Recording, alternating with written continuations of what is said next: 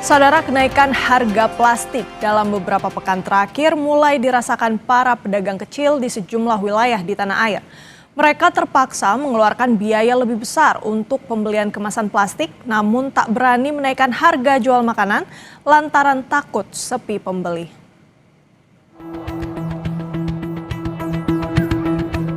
Kenaikan harga plastik dalam beberapa pekan terakhir berdampak langsung pada pedagang kecil yang mengandalkan plastik dan mika sebagai kemasan utama untuk jualan mereka. Di Bengkulu, harga plastik yang biasanya berkisar Rp8.000 hingga Rp11.000 per kantong kini naik menjadi Rp18.000. Sama halnya dengan mika kemasan pembungkus makanan yang biasanya Rp8.000 naik menjadi Rp12.000. Pedagang mengaku tak punya solusi lain selain tetap berjualan dengan harga normal, mengingat mayoritas pembeli merupakan anak sekolah. Beli kan macam-macam, aku pakai mika sama kantong kresek gini. Kalau untuk kantong kreseknya di harga 5.000, sekarang udah harga 9.000. Itu ukuran yang kecil, beda ukuran kan beda harganya. Terus buat mika-mika yang kecil-kecil gini beda lagi harganya. Biasanya kalau yang paling kecil 8.000, sekarang udah 12.000. Dari yang biasa beli cuma 19.000, sekarang udah di angka 25, 27 kayak gitu. Alternatifnya paling pakai kertas lah. Oh, kertas. Ya, kertas. Biasanya Bapak berapa beli harga plastik? Harga plastik biasanya belinya 8-9 per kantong. Sekarang 15 ribuan. Kantong. Ya. Di Manado, Sulawesi Utara, kenaikan harga plastik yang terjadi dalam 2 minggu terakhir dirasakan penjual barang plastik hingga perajin tempe. Kenaikan harga kirim dari Rp20 juta per kontainer menjadi Rp27 juta per kontainer membuat penjual barang plastik terpaksa menaikkan harga jualan. Akibatnya dagangan mereka menjadi sepi pembeli. Sedangkan harga plastik untuk bungkusan tempe naik hingga 100%, sehingga sangat berdampak pada biaya operasional. Sebenarnya kalau menurut saya kenaikan kedelai itu tidak terlalu signifikan, karena masih logis lah untuk penjual harga tahu untuk sekarang harganya masih bisa. Tapi yang saya sangat sesalkan ini harga plastik yang naik 100%. Itu sangat-sangat mengeluarkan cukup biaya yang 2 kali lipat. Yang tadinya harga 6 juta per 100 kilo, sekarang udah naik 12 juta. Saya hanya mengurangi dari segi ketebalan sama ukuran. Harga tetap sama. Sementara di Banjarmasin, Kalimantan Selatan, harga kantong plastik yang meroket hingga 40% membuat warga mulai mengubah kebiasaan berbelanja. Di Pasar 5 Banjarmasin, para pengunjung kini kembali menggunakan bakul atau keranjang tradisional. Ya karena plastik mahal, alhamdulillah pakai bakul aja udah. Kenapa jadi harus pakai bakul? Mahal plastik mahal. Enggak, jadi pakai bakul aja dah. Rutin ya. Bakul tuh lebih mudah, Bang. Nyaman, kada betahata balik, kada gugur aja makan tongan gugur-gugur di jalan. Kenaikan harga plastik dipicu oleh konflik di Timur Tengah yang berdampak pada distribusi dan bahan baku. Namun, hal ini bisa dimanfaatkan sebagai momentum untuk mengurangi penggunaan plastik. Tim Liputan Kompas TV.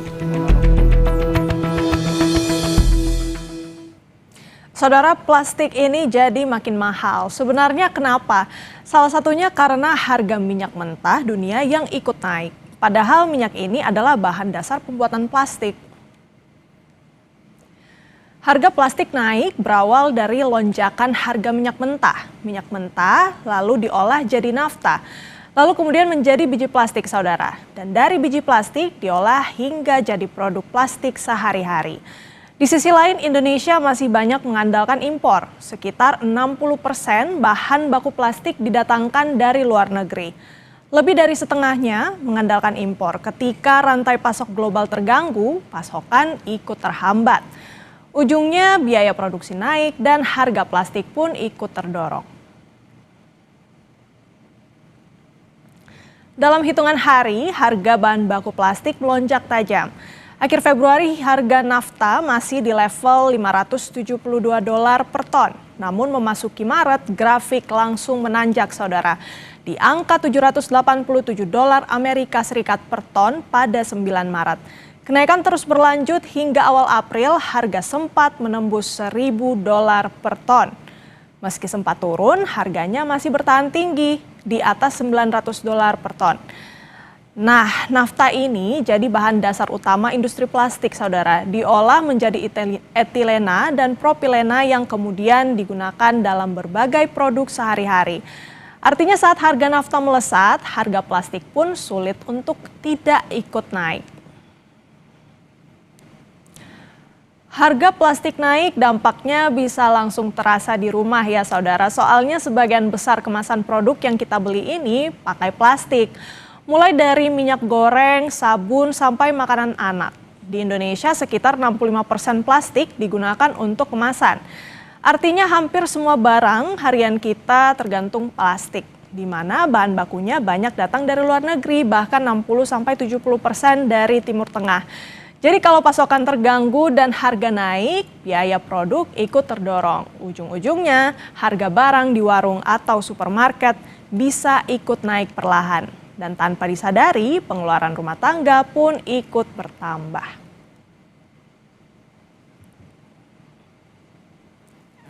Untuk menggali lebih dalam soal kenaikan harga plastik sudah bergabung bersama kami Sekjen Asosiasi Industri Olefin Aromatik dan Plastik Indonesia atau INAPLAS, Bapak Fajar Budiono melalui sambungan Zoom. Selamat siang Pak Fajar. Selamat siang Mbak Renata. Baik, Pak Fajar, kita lihat ini harga plastik di dalam negeri mengalami kenaikan harga. Sebenarnya yang jadi faktor utama yang mendorong lonjakan itu apa dan apakah tren ini sementara saja atau akan terjadi jangka panjang, Pak? Ya, tadi seperti narasi di depan bahwa memang ini impact dari perang sehingga nafta yang selama ini untuk bahan baku plastik masih 100% import dan harganya memang naik hampir 2 kali lipat. Itu yang pertama. Kemudian yang kedua, dengan ditutupnya Selat Hormuz, otomatis sumber pasokan menjadi terbatas sehingga kita dari industri hulu harus mencari alternatif pasokan dan substitusi naftanya. Begitu Mbak Renata. Oke, cari pasokan dan substitusinya. Tapi kalau ngomong-ngomong soal ketergantungan Indonesia sendiri terhadap impor ini, sebenarnya seberapa besar ini akan mempengaruhi harga, Pak?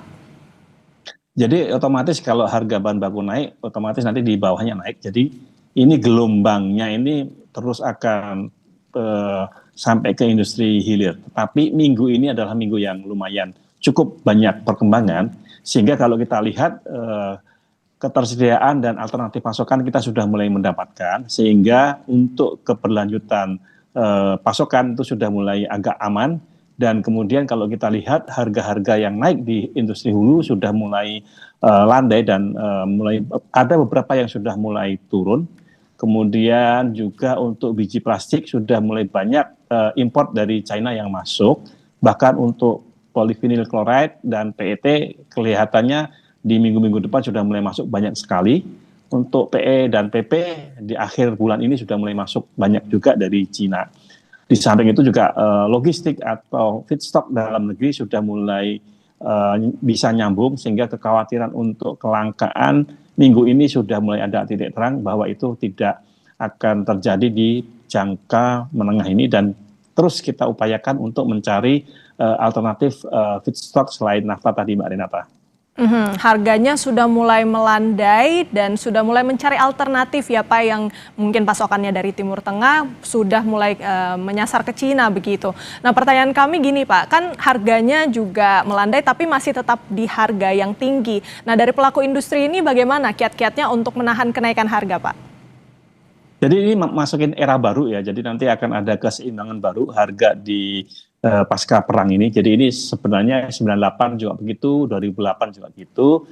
Jadi nanti kalau ini nanti ketemu keseimbangan baru ya mau nggak mau para pengguna plastik harus melakukan inovasi-inovasi.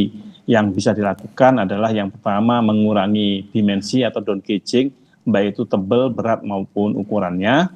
Kalau tidak bisa juga mereka juga nanti harus melakukan penambahan filler atau tambahan bahan tambahan seperti kapur, silika, dan talet. Ini biasa dilakukan di industri rumah tangga dan karung. Kalau tidak bisa juga nanti bisa melakukan dengan menambahkan recycle content atau kandungan recycle materialnya. Jadi nanti itulah yang akan membuat harga plastik ini harga jualnya bisa terjangkau Mbak Renata. Jadi memang kita terus nantikan begitu ya inovasi-inovasi dari pelaku industri supaya harga plastiknya ini bisa setidaknya tidak terlalu berdampak begitu ya ke bawah-bawahnya lagi, ke penjual bahkan pembeli yang pada akhirnya harus menambah begitu ya belanjanya. Terima kasih banyak pandangan sudah dibagikan dari Sekjen Inaplas. Ada Pak Fajar Budiono yang sudah bergabung di Kompas Siang. Sehat selalu Pak. Terima kasih, sehat selalu Mbak Rinova.